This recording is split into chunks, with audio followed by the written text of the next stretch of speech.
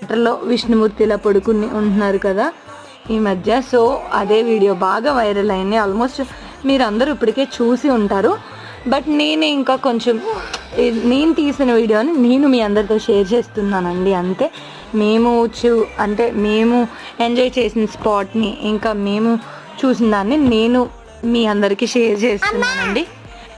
So ఇక్కడ చూసారు కదా, ఇక్కడైతే పైన ఉండి ఇంకా కింద చాలామంది ఏంటంటే 5th ఫ్లోర్లో నుంచి వీడియో తీయించుకుంటున్నారండి.